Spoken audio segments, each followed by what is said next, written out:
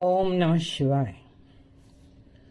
साथियों, आज हम चलते हैं देखने एक दुनिया का अजूबा, एक वंडरलैंड जो हिमालय की शिवालिक पहाड़ियों की फुटहिल्स के पास है। यह है चंडीगढ़ का रॉक गार्डन। यह एक शिल्प उद्यान है जो नेकचंद सैनी गार्डन के नाम से भी जाना जाता है। यह गार्डन 40 एकड़ जमीन पर फैला है। यह मानव बुद्धि का सुंदरता का सृजन करने का एक अनोखा सफर है। यह सुखना झील के पास है और यह उद्यान वेस्ट मटेरियल या हम जिसे कूड़ा कहते हैं उससे बना है, जैसे सिरामिक का कूड़ा, प्लास्टिक बोतलें, पुरानी चूड़ियाँ, टाइल्स, इंडस्ट्रियल वेस्ट, घड़े, टूटा इलेक्ट्रॉनिक सामान, plug, fuse tube, fuse bulb, पेड़ के तने, जंग लगी साइकिलें, घोंसले, बटन इत्यादि से इस कला का सृजन हुआ। नेकचंद जी ने अपना छोटा सा उद्यान 1950 से एक वन क्षेत्र का टुकड़ा साफ करके उद्यान शुरू किया।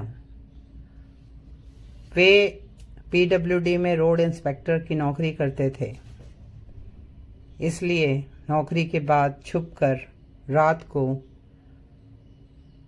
वह यह उद्यान बनाते, क्योंकि जमीन सरकारी थी और 18 साल उन्होंने छुपकर काम किया। वे साइकिल पर शहरों के मलबे से, पास की पहाड़ियों से पत्थर लाते और अपने स्वप्न लोक के पात्र बनाते। इस बगीचे को हरा भरा बनाने के लिए, हरियाली के लिए पौधे लगाते और खुद उसके लिए पानी लाते। उस समय उन्हें अनंत मुसीबतें झेलनी पड़ती, किंतु आज उनके लिए केवल प्रशंसा है। उनके अद्भुत काम को देखकर उनके उच्च अधिकारियों ने एक सुंदर निर्णय लिया और उन्हें पूरी तरह अपना काम वेतन समेत करने की इजाज़त मिली और साथ में ही 50 मजदूर भी मिले और 25 एकड़ ज़मीन पे वे काम कर सकते थे। उन्हें अपने सुंदर काम की पहचान मिलने लगी और 1976 से रॉक गार्डन पब्लिक के लिए खोल दिया गया था। अब यहाँ सुंदर बरामदे, छोटे बड़े झरने, दीवारें और हजारों मूर्तियां हैं और इसमें लगभग 5000 लोग रोज रॉक गार्डन का आनंद उठाने आते हैं।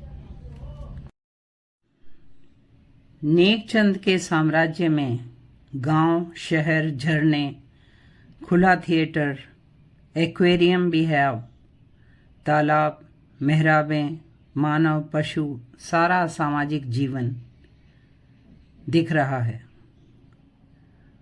1993 और 95 के बीच में उन्होंने केरल में भी 1.5 एकड़ जमीन पर सरकार के आग्रह से रॉक गार्डन बनाया। उनके सपनों का और उनके सृजन का कहीं अंत नहीं था। उनकी कला सब धर्मों, देश, जाति, भाषा, समाज से ऊपर है। उस कला को उन्होंने अपनी कल्पना के प्राकृतिक वातावरण में सेट किया। 1984 में भारत सरकार ने उन्हें चौथे सबसे बड़े नागरिक सम्मान पद्मश्री से सम्मानित किया। उस समय इस तरह का कार्य किसी आर्किटेक्ट, किसी इंजीनियर की सोच समझ से बहुत ऊपर का कार्य था। ऐसे अद्भुत कलाकार को मेरा सादर प्रणाम। साथियों, ऐसी ही सुंदर जानकारी के लिए please like, share and subscribe this channel. Om नमः शिवाय।